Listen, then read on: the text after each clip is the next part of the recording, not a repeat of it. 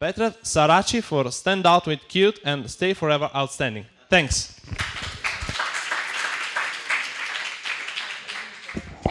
Thank you, Lorenzo, and thank you for all being here today. It was a fantastic day. I know it's kind of late and you're all tired, but hopefully this is going to be a short and interesting presentation, and hopefully you also have some questions that we can, or topics that we can discuss together in the end. So this presentation, it's not a technical track, so I know you have been in a lot of technical tracks already, so I hope you had a good time, and thank you for making this event an amazing event. I'm officially a big fan of this event, so probably you will see me next year and maybe all the next years. So the today presentation, basically, this is the agenda. It's a talk about Qt and how we started and how we evolved to what we are today, basically. So I'm going to go quickly through the some historical facts and how we basically released our versions and, well, how we evolved to an amazing framework where a lot of customers and big open source community is enjoying hacking with Qt. A bit about me before I go a little bit on the history flashback. So 10 years ago, I joined Trolltech. I'm not sure how many of you know that Trolltech was the original company. Oh, right. Whoa.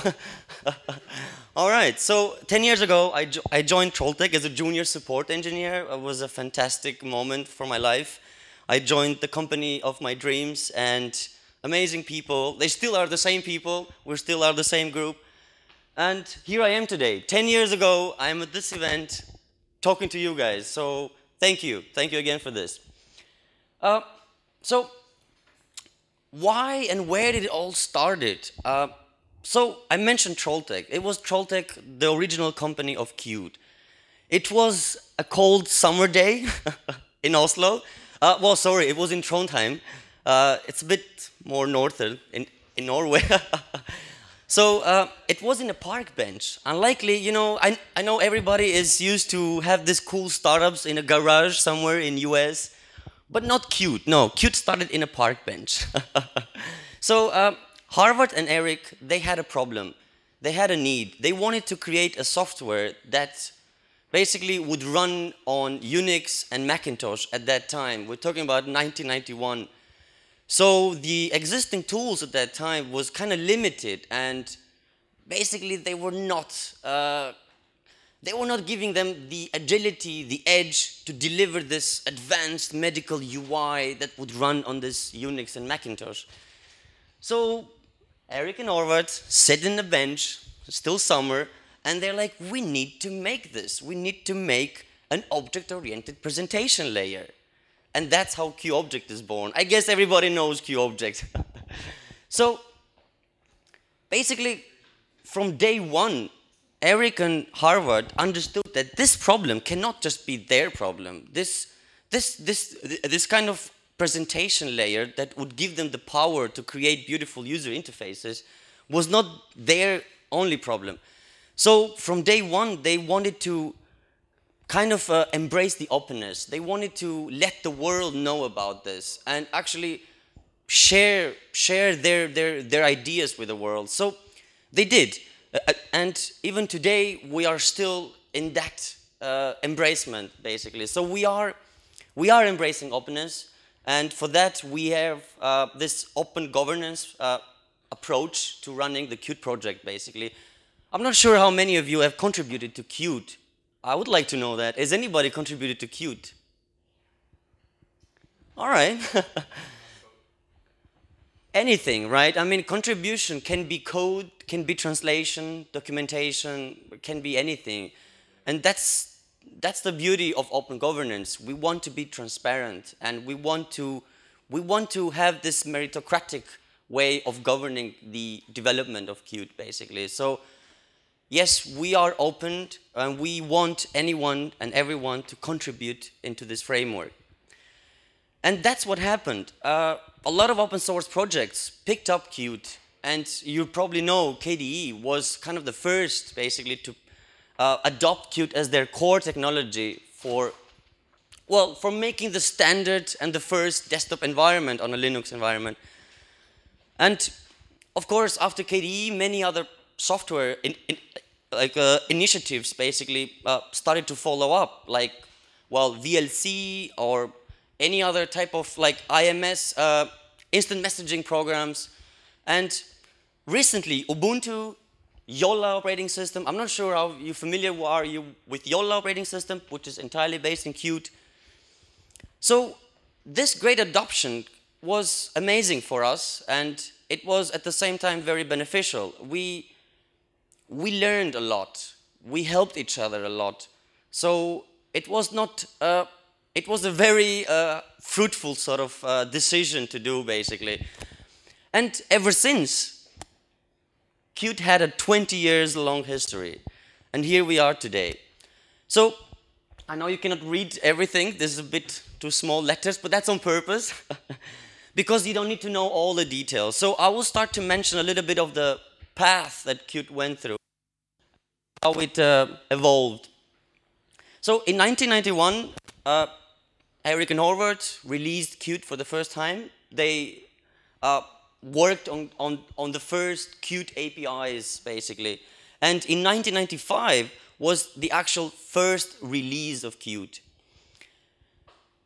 1 year later, Qt 1 comes out, and KDE decides to make Qt as their core framework, basically. So KDE kind of pushes the limits of Qt and helps us to really test Qt in any possible way.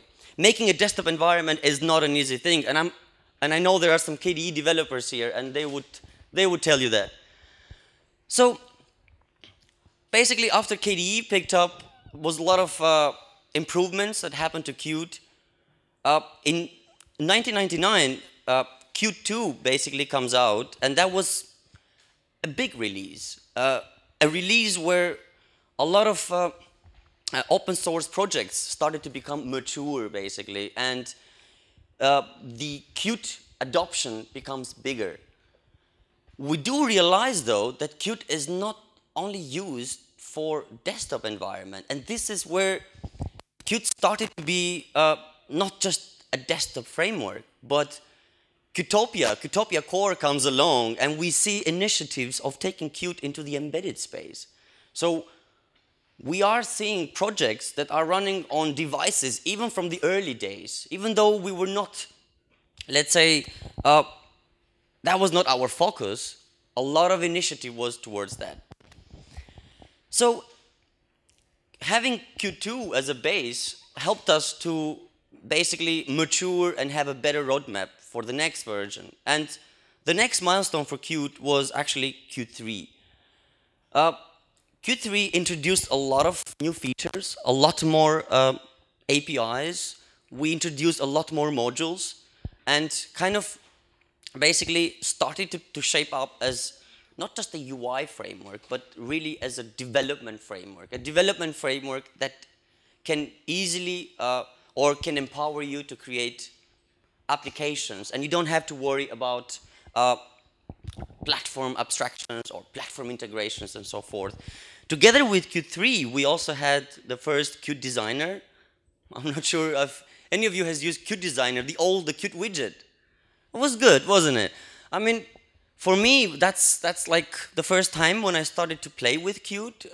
The Qt Designer was a great way to, well, I was not a good C++ developer, so I wanted something to quickly build my UI, and didn't want to start making buttons from scratch. And that was a good, I would say, a fantastic tool, basically. So Qt 3 gets adopted, a lot of applications, a lot of customers make Qt 3 as their base for their future. And of course, we realized that the use cases, the scenarios that Qt is brings new demands, brings new challenges on the table. That's where Qt 4 comes along. And Qt 4, I know many people at that time had a bit of a love-hate relationship, because moving to Qt 4 was not as straightforward from Qt 3. Was anyone in that let's say, project where you had to port from Qt 3 to Qt 4. Oh, so, okay. And that was a bit of a painful, I suppose, right? A lot of API changes, a lot of API was, well, rewritten, basically. But it was necessary. Qt 4 was the base of, let's say, the future of Qt. And with Qt 4, at the same time, we introduced the Qt Quick. And I will take you a little bit further on my next slides on how Qt Quick becomes an important part of the UI creation with Qt. So in 2006, basically, we are also working towards other initiatives. Qt goes into the mobile. There's companies like Sharp and Motorola who first take the Qt and actually put it on a mobile. And that was a challenge for us. So the challenge basically was to take that desktop framework and manage it to get it on such a small scale hardware and screen size. So that was quite a challenge, even though it was successfully passed. In 2010, Qt Quick is born, and that's where we actually start to see much more broader than desktop applications. That's where we start to really put focus on other cases, like embedded devices, touchscreen devices, mobile devices, and so forth. Of course, Qt 4 was an amazing version, was mature and stable, but we saw that, again, the demands and the market and the community was kind of challenging us with, let's say, much more constrained use cases. They wanted Qt to be much more flexible. They wanted Qt to be much more scalable. So we needed to take a new approach, and that was Qt 5. So Qt 5 brings, again, a re-architecture in a way, in some parts. We are having a modular base, code base now. It's not one single code base where you need to manually strip out things. But the Qt 5 gives you that infrastructure where you could pick and choose the modules and, well, much tailor the Qt for your use case. Is anyone still with Qt 4 in this room? Is anyone still using Qt 4 for their today projects? Okay, so everybody's in Qt 5. That's great. Anyone? Is there anyone with Qt 3 still? Believe me, I have seen customers today still using Qt 2. And they're very happy with it. So basically, the challenge that we had, if we see the history of Qt, was how do we make our code to scale across all these use cases? So initially, we had Qt widgets and we had Qt graphics view. So Qt widgets allowed us to create desktop applications easily. We had the designer. It gave us a mature set of widget controls. I guess you all have used them so far. Is anybody, or are you all Qt 5 users with QML, or has anyone tried Qt widget to create desktop applications? Qt widgets. Okay. Okay. You still use it today, I suppose. Okay. So Qt widget served fine. It was very robust set of controls, set of widgets. So that kind of gave you the possibility, basically, to have this deep integration into the desktop operating system. So Qt widget got mature enough. They were, well, they were providing the native look and feel. So whatever platform you were targeting with your desktop application, you would still have this deep integration with the desktop environment. At the same time, all these paradigms that a modern UI framework, would give you, they were already present in Qt. So that was fine and everything. It served great for desktop usage. But what about phones? So I mentioned earlier, in 2006, we had this initiative. It was called the Green Phone, and that's a real picture. That was a real green phone. That was mainly a research project, but it really opened our eyes to see, okay, we have a challenge here.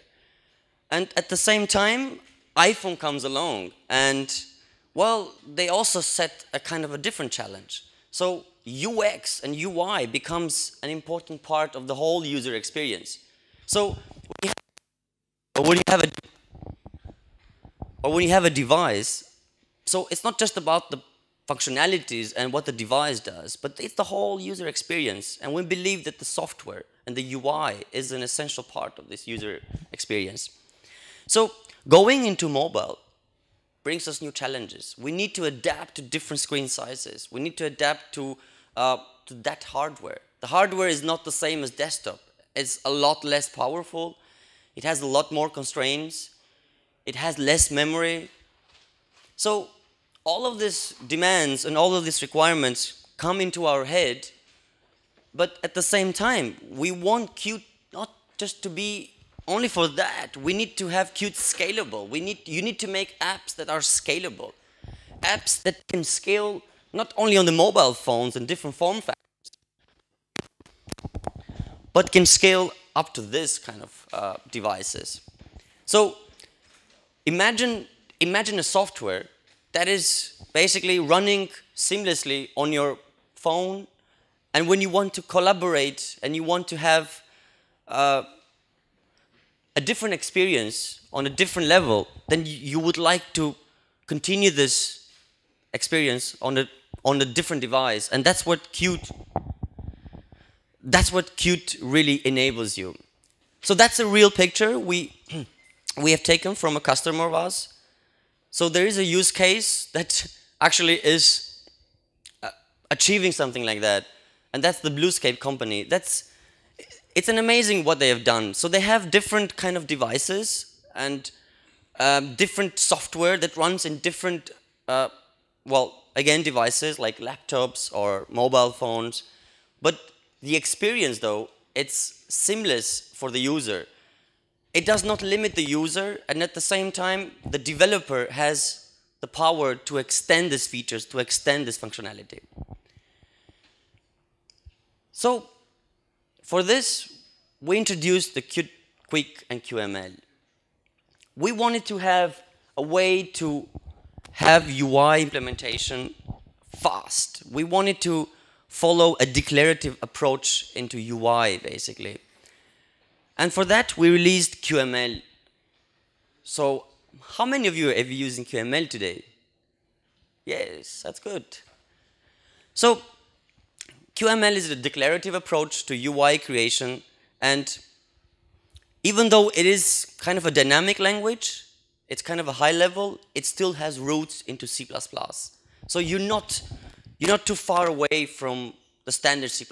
I mean, at the same time that you want to make your UI, you still want to have this native access to the system. You want to still use, fully use the power of your hardware. So we wanted to have a framework that quickly enables you to create user interfaces, but are targeting touch interfaces. So what is Qt Quick? What does it stand for? Well, it's easy to learn. So what does that mean? You can shorten the time of learning curve, basically. It follows common paradigms. It follows paradigms that today are proven to be efficient in creating UIs. It enables you to quickly iterate over changes. We often get requests from designers to adapt our UI, to adapt to the new user request, to adapt to the new business cases, or to adapt to a different form factor of the screen. At the same time, you want a technology that is amazing fast, that runs on these devices amazing fast. You want this beautiful UI to give the same user experience on all devices and all forms of screens. And that is what QML and Qt Quick gives you. And again, about scalability. why should you limit yourself to be concerned about the form factor and be concerned about the platform and how do I integrate with that? As developers, we want to focus on our application. We want to deliver beautiful UIs. We want to serve our users. We want to quickly enable users to use their own favorite way, their own favorite device.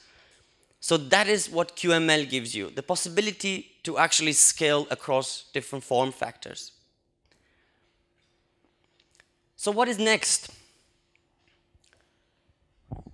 So all of these changes, all of these requirements, and all of this basically demands that are today in the market, well, puts us into a position where we want to focus a lot more on stability and quality. We believe that we have reached the point now where the current technology with QML, you can achieve a lot, but we want to focus on making that stable. We want to make that really quality. So we have introduced the quick controls 2, as Frederick mentioned in his talk, and that is mainly targeting embedded programming and embedded type of devices where you want blazing fast UIs. So some of the areas that we are also researching is the Qt 3D, and that is something that we are actually spending a lot of time, and I think Frederick mentioned as well in his roadmap. There's no promise yet, but it is on the pipeline, so hopefully 5.7 or 5.8 will have the final release. At the same time, tooling is an area that we are looking into, and we want to breach even more the gap of designers and programmers. So HTML, it's easy and fast enough. It allows you to quickly iterate over the UI changes, but we want to breach even more the gap between designers and the developers. At the same time, we want to provide more out-of-the-box solutions. Solutions like the virtual keyboard, like the charts, data visualizations, and so forth. So that is my talk, and I really wish you are enjoying hacking with Qt. Thank you very much.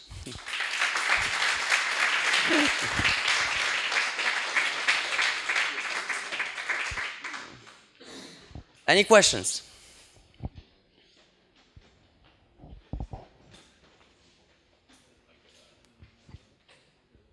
Okay. Thank you.